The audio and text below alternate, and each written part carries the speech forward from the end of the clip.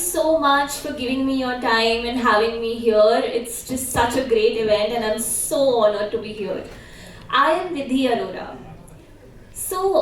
One of my greatest inspirations and former CEO of PepsiCo, Indra Nooyi, was known for walking barefoot through the halls of PepsiCo late at night, immersed in her work, and carrying home stacks of documents to read until 1 or 2 a.m. Now, I'm sure some of you know about Formula One. It's a racing sport that defines racing like speed, precision, passion at its best. I love Formula One, huge fan. Late Formula One legend Ayrton Senna described his Monaco race in 1988 as an out-of-body experience where he was in a different dimension altogether, no longer driving the car consciously but by instinct. These two legends, in their respective worlds, embody the art of loving what you do so much that it consumes you entirely. That to me is passion, where you just give it your all and let it take over your very being. Now let me take you back to my childhood. I was 8 years old when I started working. Now I know what some of you are thinking. Isn't that when you're supposed to be playing with dolls? Well, I was in the city of Agra, my beautiful hometown, performing in stage shows and theatre competitions across the country, and I enjoyed it so much. Let me tell you, there was something magical about the lights going off, the haze filling the stage, and the music hitting my ears. I would just lose myself to the rhythm and get transported to a world where nothing else mattered but the expression through dance. In theatre, I'd let my character consume me to the point of tears that could shake up an entire auditorium. People would ask me, how do you not get stage fright? Honestly, it was simple. I was an artist truly loving and feeling her work, expressing it without inhibition, almost as if nobody was around. That's when I first understood the idea of loving what you do. When I was 11, my family moved to Mumbai to make my acting dream a reality. My parents had to sacrifice their business to look after my well-being in shoots, my script, schedule, budget, and so many other important details. At the same time, I was trying to balance school and acting. It was also at this time when we were faced with significant financial instability. I remember going to school with a torn feeling and wondering where the next rent check will come from if I don't convert an audition today. Or how will we pay the next installment of my school fees if I don't have a project in the next 2 months? Not who I'm going to play with or what I'm going to have for dinner, the usual 11-year-old thoughts.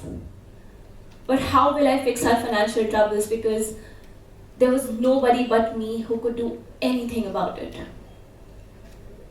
Sometime later, I got my first big break in Chote Miyan Chapter 3 on Colors, a stand-up comedy reality show. And let me tell you, I learned the art of making people laugh. Though whether or not I'm actually funny is still debatable. But sometime later, I got a role in Shake It Up on Disney. The role was of Mandeep, an energetic Punjabi girl who could outlaugh anybody in the room. One night, I was roaming around the set, and one of my little 4-year-old co-actors comes up to me, tugs at my shirt, looks up to me and goes, "Aapke दादाजी का इंतकाल हो गया." Translated in English, that's, "Your grandfather has passed away." I was in total shock. This kid, bless his heart, had heard this from one of the elders on the set who'd been in touch with my parents.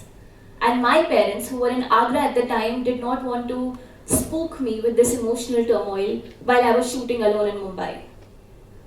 But there I was, in the middle of a shoot, with my world crashing down in front of me. In that moment, I had two choices. One, to lock myself in the vanity room and have a complete meltdown, or two, pull myself together and walk in front of that camera. In that moment, I recalled one of the last conversations I had with my granddad. He said that, Beta, no matter what obstacles life throws your way, your dedication to your work and your family must always come first. You have to be brave and keep pushing forward because there are just so many responsibilities on your shoulders. And just like that, my tears dried up. I walked onto that set like a warrior heading into battle, or more like a 15-year-old acting like a warrior. And I performed that scene with a smile on my face, even though I was absolutely dying inside. After all, the show must go on. That moment taught me something about grit. Grit isn't about getting through the big challenges in life. It's about how you handle the smaller, quiet moments when nobody's watching. It's about showing up even when you're falling apart inside. The astonishing and subconscious consequence of grit is that you start defining yourself by the choices you make and not the circumstances you're in. Now let me ask you all a question. How many of you have seen the movie Pursuit of Happiness? Raise of hands, please. Oh wow, great, so many of you. So for those of you who've not seen it, it's a movie about the hunger to provide for your family and the kind of desperation that forces you to make the most of every opportunity, even if that opportunity is as small as a scrap of paper. But it is that kind of hunger that pushes you to be a winner in life whilst also keeping you grounded. Life's toughest moments have a way of reshaping you, molding you into someone braver, kinder, and ready to embrace the extraordinary that's yet to come. You walk a little further, listen a little closer, and be there for the people around you in ways you never thought you could. I have grown up around two kinds of people in my life. One, who have pushed past incredible adversities, and others who have been in more comfortable circumstances. What I've observed about the former is that they have a kind of urgency and aspiration that's not easy to find in others. They have blossomed over time into a force to reckon with. So next time you think, why me? Know that you're privileged to be challenged because it drives you towards bigger, better things with intentionality and the mindset of a winner. Here's the thing. What's the biggest obstacle that can stop people from reaching their goals? It's not talent or skill. It's about not knowing how to handle the emotional roller coaster that comes with pursuing something great. Because beginnings are all about excitement and ambition, and it drives your mind into euphoria. But as things progress, reality kicks in. Challenges arise. Frustration and self-doubt prevail. You start questioning whether the effort is even worth it. You start looking for excuses. You start wondering if another path would be easier. That is rock bottom. That is where most people quit. You see, achievement follows a pattern. It takes passing through pessimism. It takes dealing with despair. It takes rationalizing actions rather than emotions. That moment of transcending adversity to rise up to the challenge and say, not today, is grit. Anyway, growing up wasn't just about acting. I was also the classic backbencher nerd. That's right, backbencher nerd. I'd wake up at 7 a.m., rush through half a day of school to catch up on lessons, and then change into new clothes in the backseat of my car while going to the set. Because let's be honest, what's more glamorous than transforming from a student to a star in Mumbai traffic, right? And then I'd reach the set and I'd work non-stop till 1 or 2 a.m. So I was juggling homework, grades, scripts, and my growing talent of not getting caught sleeping in class. I think I was truly living the Hannah Montana life. But a few years later, I started college and decided to pursue business studies at NMIMS. But it was also at this time that I was at the peak of my acting career. I had recently shot for Hello Pratibha on ZTV, and I had signed a role with my dream production house, Yash Raj, for the movie Hitchki. But I was also one of those students who devoured Philip Kotler's marketing communications book, even though it was an optional read. Every time I was shooting or auditioning, I just felt like I'm stealing time away from my true interest. I felt like I could use more of my complete self, from intellectual abilities to people management, and grow as a person in the corporate world. With a heavy heart, it was time to hear my calling and shift my focus away from acting. Not because I loved acting any less, but because for the first time as an adult, I truly realized where my ambitions were taking me. Today, I work on mergers and acquisitions in Europe, and I'm soon starting my MBA in one of the biggest institutions in the world, INSEAD.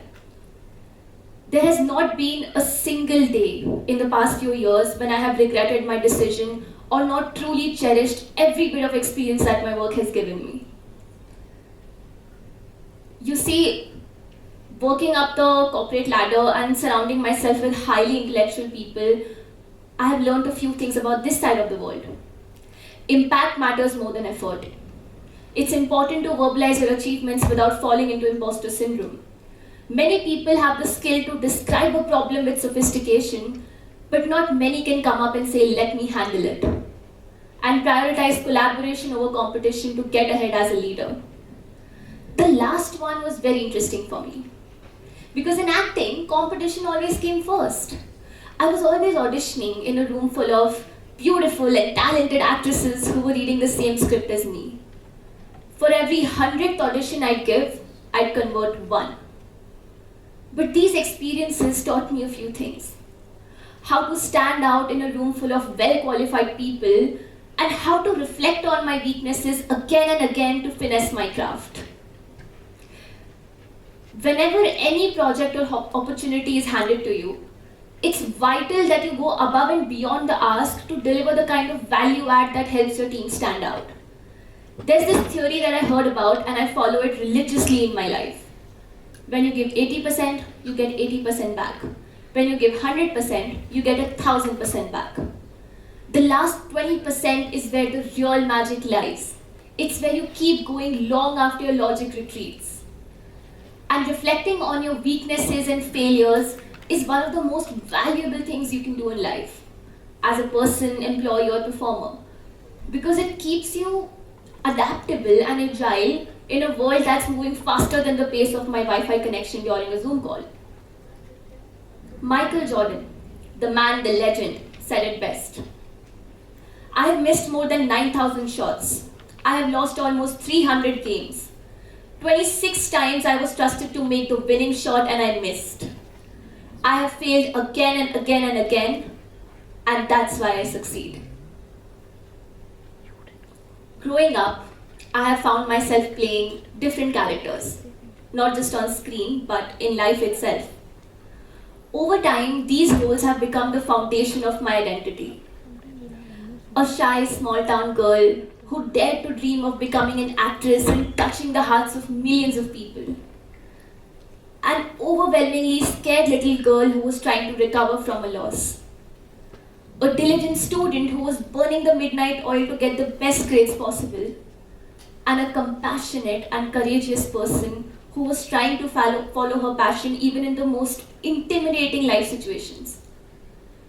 In Kintsugi, all the broken pieces of a pottery are molded together by seemingly fragile but glowing golden cracks that complete the vessel with an ironic perfection.